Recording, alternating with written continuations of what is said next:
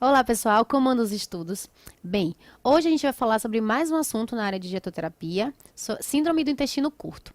Gente, é um assunto que é extremamente delicado, então, assim, tem muitas particularidades, é importante a gente ficar atento, ler atentamente a prova, para não se perder em algum quesito, tá? Então, vem comigo.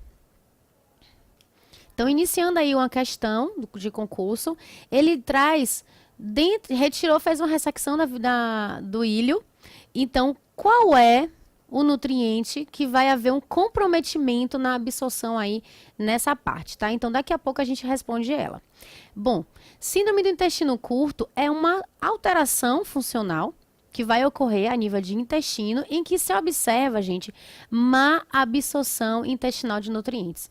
Então, fiquem atentos a isso, porque muitas das consequências nutricionais que vai acontecer na síndrome do intestino curto, muitas vezes é por conta dessa má absorção de nutrientes, tá?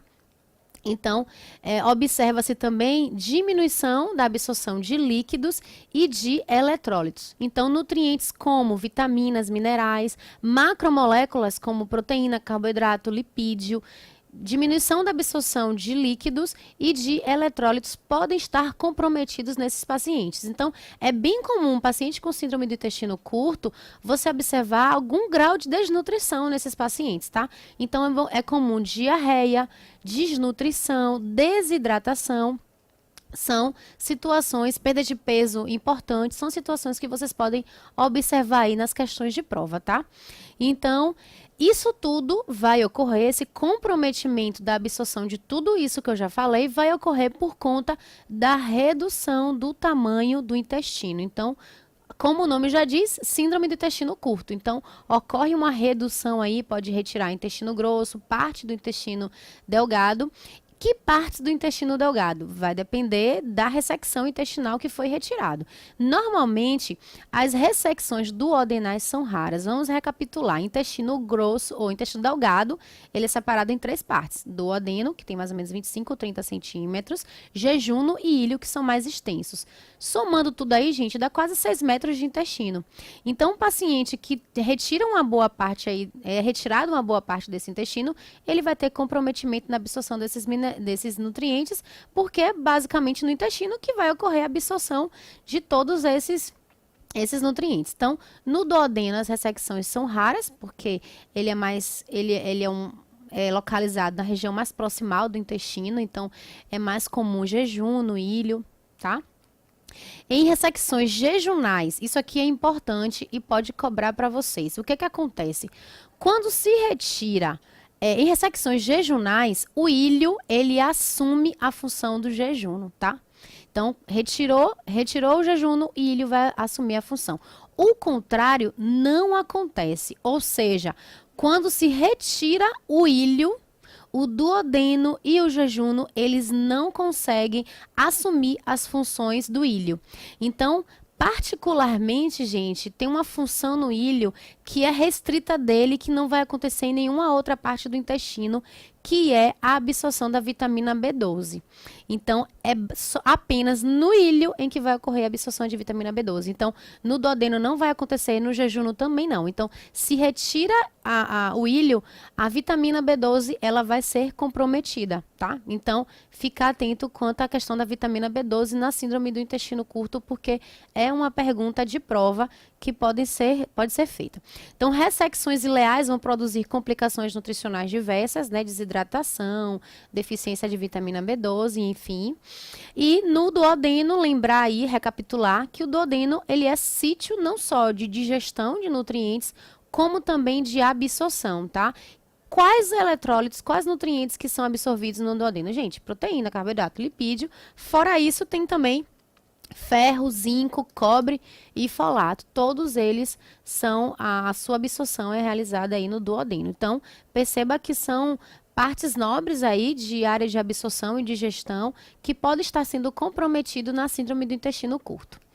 Bom, então fica atento ao seguinte, gente, como eu tinha falado para vocês, é no ilho distal, vai ser o único local em que vai ocorrer a absorção de vitamina B12 e, mais acrescentando aí, ácidos, sais biliares, tá? Então, vai ocorrer a reabsorção dos sais biliares no ilho. E aí, o que acontece? Quando se retira uma boa parte do ilho, não acontece só a deficiência de vitamina B12, induzindo aí a anemia megaloblástica, mas também o paciente vai desenvolver esteatorreia. Estão lembrados aí o que é esteatorreia? Então, gordura nas fezes, ou seja, por má absorção de gordura. Por quê? Porque a gordura ela só pode ser absorvida na presença dos sais biliares. Então, se não tiver sais biliares, a gordura ela não consegue ser absorvida porque não vai ocorrer o processo aí de emulsificação, digestão com a lipase. Então, esse comprometimento na absorção vai ser prejudicado, tá? Então, ficar atento quanto a isso. Retirou o ilho distal, há um comprometimento na deficiência, a deficiência de vitamina B12 e de sais biliares. Então, é comum também supercrescimento bacteriano após ressecção do ilho. Lembre-se que é no ilho também que vão ocorrer produção de bactérias que vão metabolizar a vitamina B12, então mais um motivo também de desenvolver deficiência de vitamina B12 por conta da ressecção ileal. Má absorção de gorduras, que eu já antecipei para vocês, por conta da diminuição da quantidade de sais biliares, que normalmente ele é reabsorvido aí no ilho, desenvolvendo esteatorreia. Então, esteatorreia é um sintoma bem prevalente em pacientes com síndrome de intestino curto, tá? E ocorre por conta dessa má absorção de lipídios. Em contrapartida, não absorveu gordura, ocorre deficiência de vitaminas lipossolúveis. Por que, Alessandra? Porque as vitaminas lipossolúveis, elas só conseguem ser transportadas na presença de gordura. Não tem gordura, não consegue absorver vitaminas lipossolúveis. Não há transporte de vitaminas lipossolúveis sem gordura. Então, perceba que é um paciente com intensa deficiência de vários nutrientes, de vitaminas, de minerais, de macromoléculas. Então, lembrar de tudo isso na hora da prova, tá? Então, essa má absorção desses nutrientes, obviamente, vai levar a perda de peso, desenvolvendo aí desnutrição leve, moderada, grave, que é bem comum nesses pacientes. A extensão do ilho remanescente também vai influenciar na absorção de água. Então, olha quanto comprometimento nutricional pode acontecer com a ressecção ileal, tá?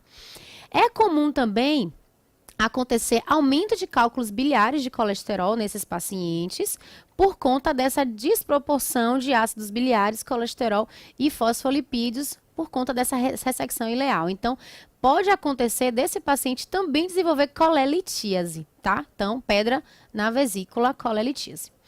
A combinação, gente, desses ácidos graxos livres, circulantes, juntamente com cálcio, zinco e magnésio, vai comprometer a absorção desses minerais. Por quê? Porque os ácidos biliares, eles vão se ligar. Os ácidos graxos, vão se ligar a esses minerais, comprometendo sua absorção. Então, tá aí também para lembrar, comprometimento de cálcio, zinco e magnésio, também na síndrome do intestino curto, ou seja, comprometimento de vários micronutrientes aí importantes, tá? E aí, qual é a conduta nutricional que a gente deve adotar a esses pacientes? Então, vamos com calma, que o paciente vai utilizar parenteral, vai utilizar interal, vai para via oral, vai utilizar todas as vias. Então, vamos lá. Quando é que a gente vai utilizar cada coisa? Primeiro, antes de tudo, paciente que faz uma cirurgia, se ele está hemodinamicamente instável, ou seja, apresenta hipotensão, dispneia, altas doses de drogas vasoativas, noradrenalina, dobutamina, alteração em gasometria, alteração em lactato, enfim, é um paciente que está instável hemodinamicamente, é um paciente que vai estar em dieta zero, tá? Então, a gente só vai liberar dieta para esse paciente, só vai ter o benefício da terapia nutricional se o paciente, ele está estável hemodinamicamente. Então, ficar atento a isso, que também isso pode ser uma pegadinha de prova. Então, na fase aguda, ou seja, na fase inicial, após essa ressecção intestinal, devido a toda dessas perdas hidroeletrolíticas, né, de líquidos, de eletrólitos, muitas vezes, por conta dessa má absorção severa, o paciente vai precisar inicialmente de nutrição parenteral, tá? Então, a nutrição parenteral na fase aguda, ele vai requerer, e só depois da fase aguda, com essa diminuição aí das perdas hidroeletrolíticas, ou seja, com a diminuição da diarreia e tudo, é que a gente pode transicionar aos poucos para a terapia nutricional interal.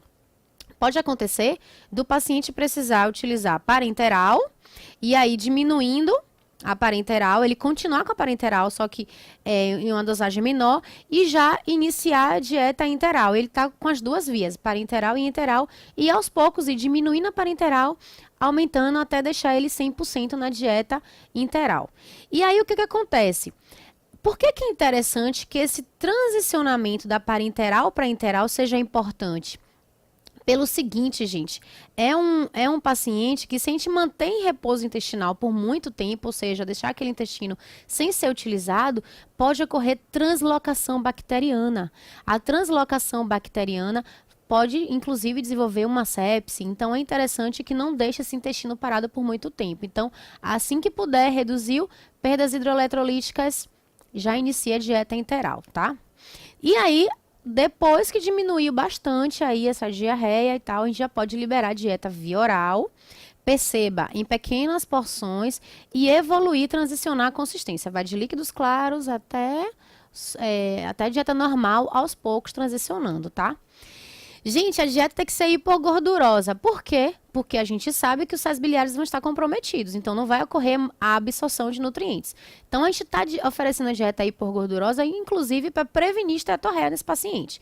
Dietas ricas em carboidratos, não há motivo de restrição de carboidratos, e dietas ricas em fibras solúveis, porque o paciente está com diarreia, está com trânsito intestinal acelerado, então reduzir aí esse tempo de trânsito, aumentar esse tempo de trânsito é interessante nas fibras solúveis para melhorar a consistência dessa diarreia. E restrição de oxalato, lembre-se aí que deixar os ácidos graxos livres não é interessante, porque vai absorver o cálcio e vai deixar esse oxalato livre para ir para o sistema urinário desenvolvendo nefrolitíase. Então, restringir oxalato. Dieta via oral aumentada, né, com volume reduzido, restrito em açúcares simples e fibras insolúveis, porque vai piorar essa diarreia do paciente. No geral, uma dieta hipercalórica, hiperproteica.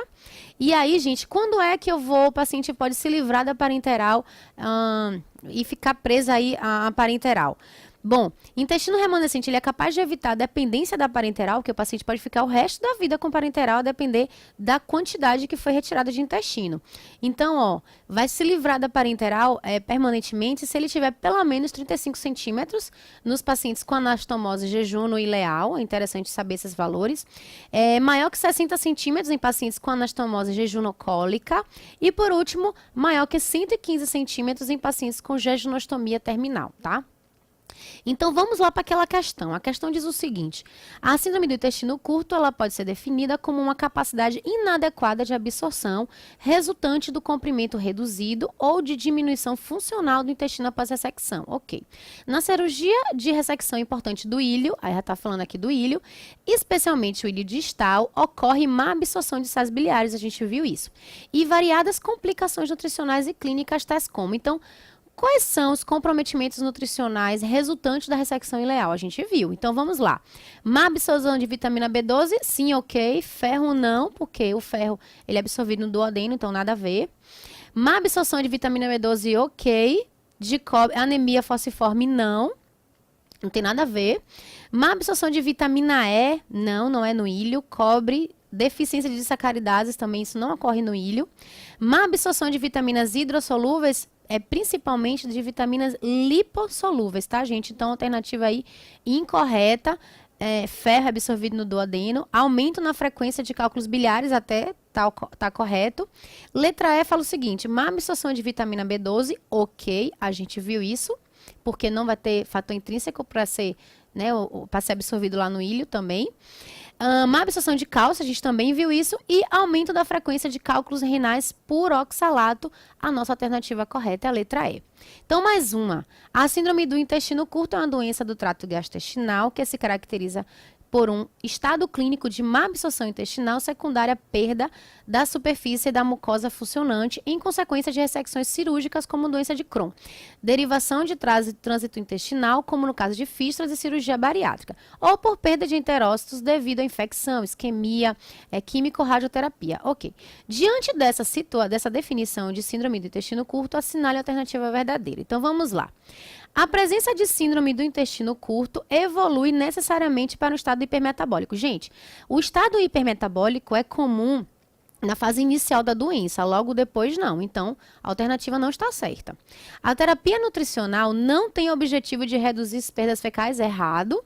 A extensão do ilho remanescente poderá influenciar na absorção de água. Gente, nossa alternativa correta é essa.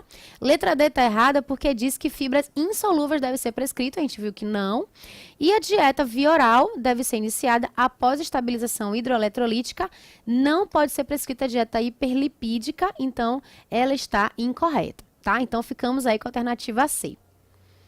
Então, gente, continue os estudos. Até a nossa próxima aula.